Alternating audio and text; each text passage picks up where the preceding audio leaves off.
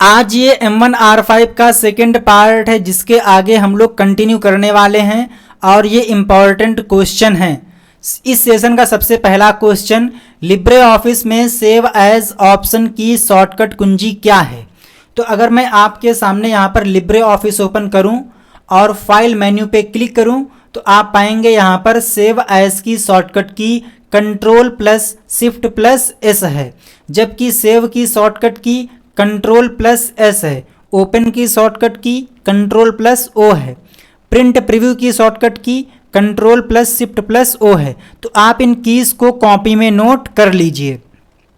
तो Libre office writer में save as की शॉर्टकट की Ctrl+Shift+S होती है, तो इसमें आप जाएंगे ऑप्शन नंबर ए के साथ में।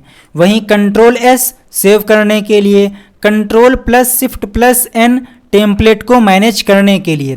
Question number second, template option is available under which menu. Template option किस मेन्यू के अंतर्गत आता है। तो अगर मैं आपको ले जाऊं फाइल मेन्यू में तो आप पाएंगे यहाँ पर ऑप्शन दिया गया है टेम्पलेट। तो जो टेम्पलेट ऑप्शन है ये आपको मिलता है फाइल मेन्यू में और टेम्पलेट को मैनेज करने की शॉर्टकट की Ctrl+Shift+N होती है। तो आप यहाँ पर टिक करेंगे option number C, file menu.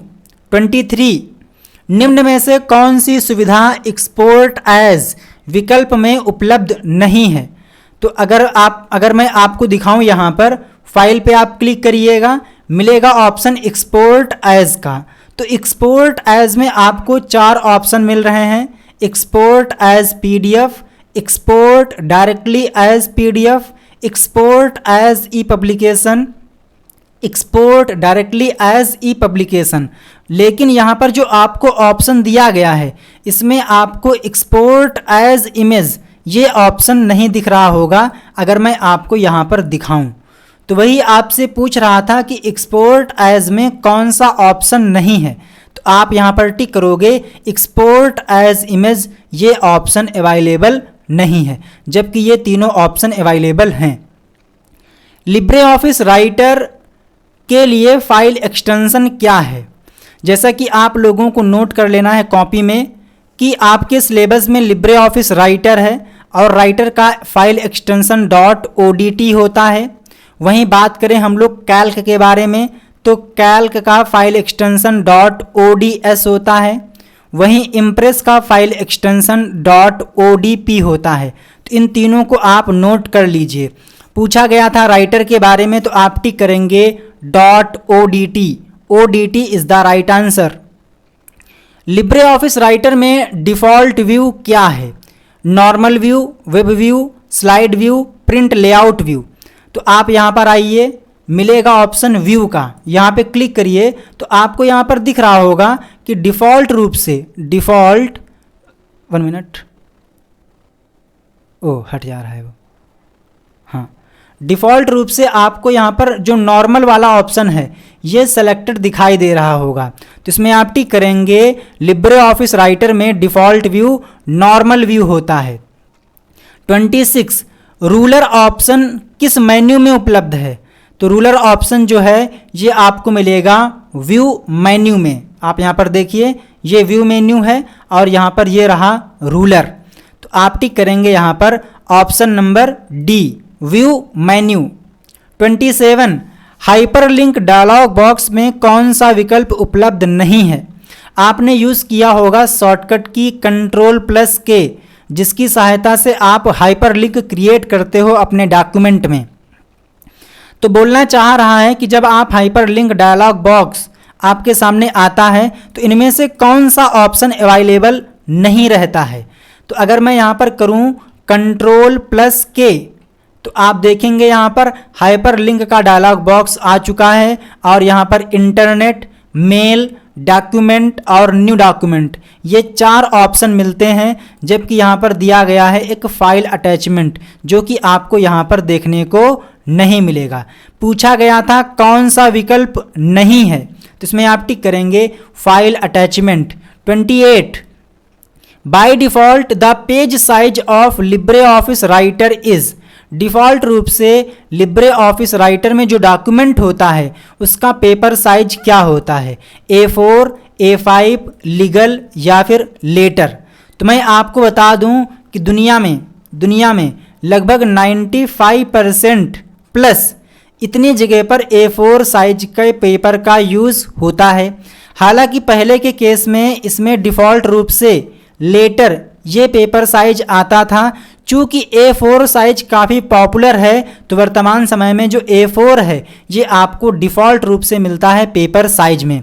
तो इस केस में आप टिक करेंगे ऑप्शन नंबर A4 साइज। अगर आप लोग प्रिंटर सेटिंग में चेक करोगे तो वहाँ पर आपको मिलेगा लेटर, ठीक है, बट आप यहाँ पर A4 को प्रेफरेंस दीजिएगा। हालांकि मेरे पास इसके संदर्भ में कोई और इन्फॉर्मेशन होगी तो वो मैं आपको कमेंट के माध्यम से बताऊंगा।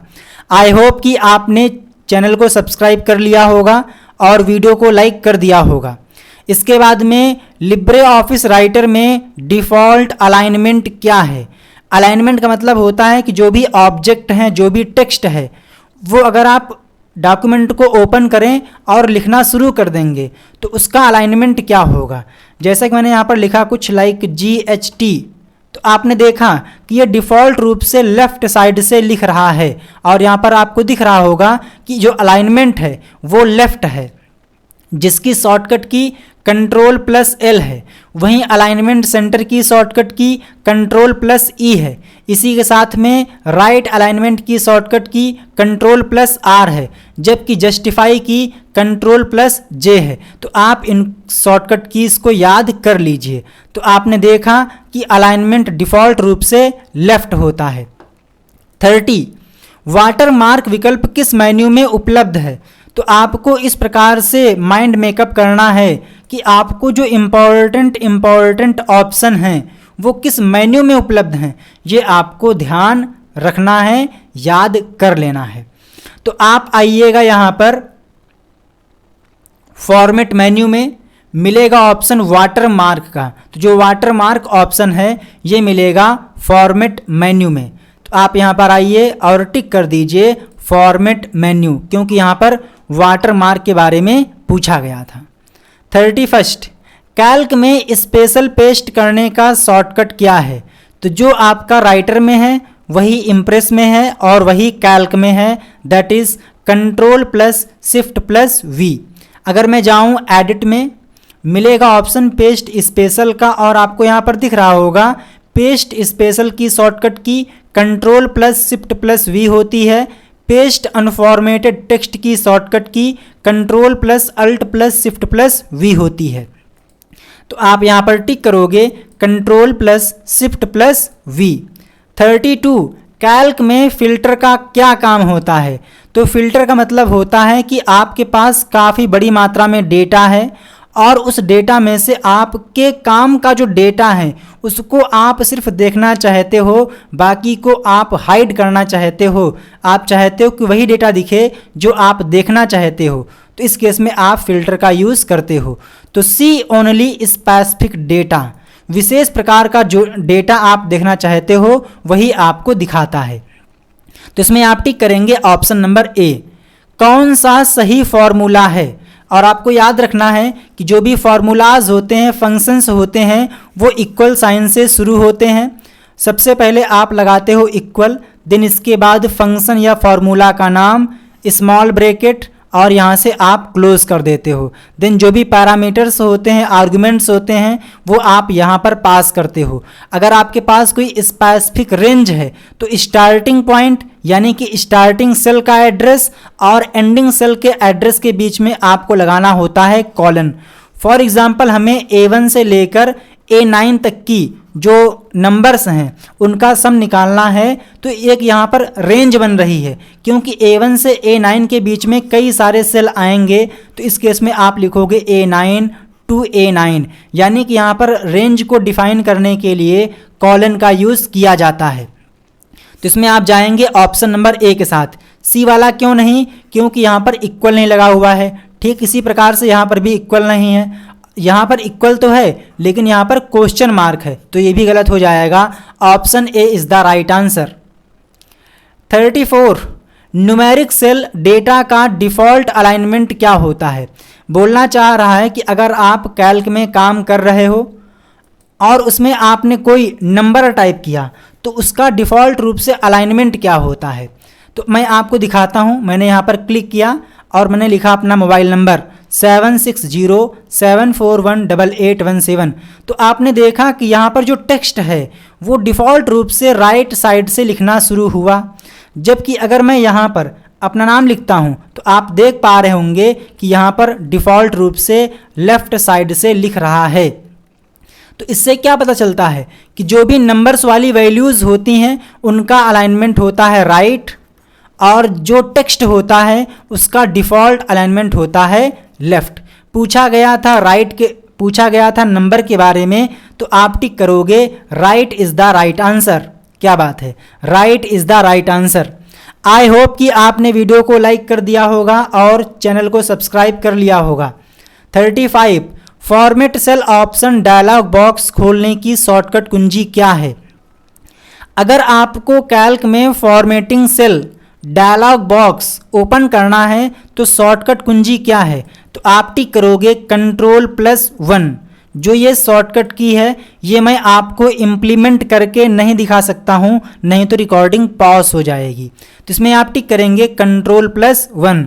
36 लिब्रे ऑफिस स्प्रेडशीट में रोज़ को, पंक्तियों को किस रूप में लेबल किया जाता है।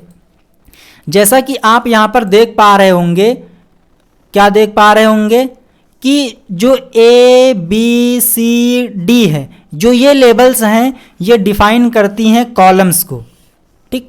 उसी प्रकार से 1 2 3 ये डिफाइन करता है रोज़ को। तो आपको याद रखना है रोज़ को डिफाइन करने का काम नंबर्स करते हैं, जबकि कॉलम्स को डिफाइन करने का काम ABCD यानी कि अल्फ़ाबेट्स करते हैं, जो कि रोमन फॉर्म में हैं।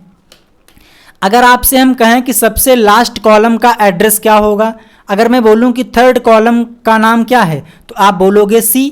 इसी प्रकार से कैल्क में जो सबसे लास्ट कॉलम होगा उसका एड्रेस होता है AMJ, जिसका मतलब होता है 1024। वहीं बात करें हम लोग रोज़ के बारे में तो ये पहली है, दूसरी है, तीसरी है। इसी प्रकार से जो सबसे आखिरी की रोज़ है उसका नंबर होगा 1048,576। तो आप इन नंबर्स को भी नोट कर लीजिए, यहाँ से क्वेश्चंस आपके एग्ज़ाम में आते हैं। पूछा गया था रोज़ के बारे में तो आपने देखा कि रोज़ को यहाँ पर 1 2 3 यानी कि नंबर्स डिफाइन कर रहे हैं, तो इसमें आप टिक करेंगे ऑप्शन नंबर B।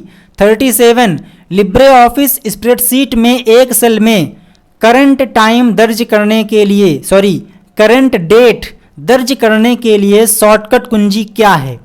तो अगर आप किसी भी सेल में जो आज का डेट है, आज की तारीख है, उसे इनपुट करना है तो आप कंट्रोल के साथ में जो आपको मिलता है बटन L के बगल वाला, जिसको बोलते हैं कॉलन और सेमी कॉलन, उस बटन को प्रेस करना है। तो आप पाएंगे यहाँ पर आ चुकी है date, that is 11th of December 2022।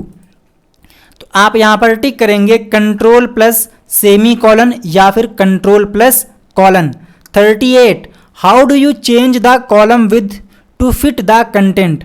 आप सेल में कोई डेटा एंटर कर रहे हो, आपकी रिक्वायरमेंट है कि जो ये डेटा है सिर्फ उतने ही सेल, उतना ही जगह कवर करे ताकि ये अपने आप को फिट कर सके। तो सिंपली आपको इसके लिए डबल क्लिक करना होगा और जो कंटेंट है वो सेल में ऑटोमेटिकली फिट हो जाएगा, ठीक है। तो इस प्रकार से आप यहाँ पर करेंगे राइट कॉलम के राइट साइड में 2 बार क्लिक, तो double click the boundary to the right of the column heading. तो इसमें आप टिक करेंगे option number B। 39 Libre Office spreadsheet में पंक्तियों की अधिकतम संख्या कितनी होती है। तो मैंने आपसे कहा है, बात किया गया यहाँ पर रोज़ के बारे में, तो आप टिक करेंगे 1048,576। अगर पूछता कॉलम्स के बारे में तो आप टिक करते 1024, या फिर आपको मिलता ऑप्शन AMJ का तो आप AMJ टिक करते। बट इस केस में आप यहाँ पर टिक करेंगे option number A। Question number 40 Calc function criteria और एक ऑप्शनल फील्ड का यूज़ करके डेटाबेस में मैच्ड रिकॉर्ड की गणना करता है, वो कौन सा फंक्शन है? तो वो फंक्शन आपका होता है डी काउंटा। बेसिकली डी काउंटा है ना, डी सम, डी प्रोडक्ट, ये सभी आप लोगों के डेटाबेस फंक्शंस हैं। इस केस में आप टिक करेंगे option number A, D count is the right answer. D काउंटा नहीं होगा, डी काउंट होगा। तो आज की इस क्लास में हमने 20 क्वेश्चंस को डिस्कस किया है। इसके अगली क्लास में हम लोग 20 क्वेश्चंस को और डिस्कस करेंगे। मिलते हैं नेक्स्ट क्लास में, तब तक के लिए जय हिंद, वंदे मातरम, थैंक यू।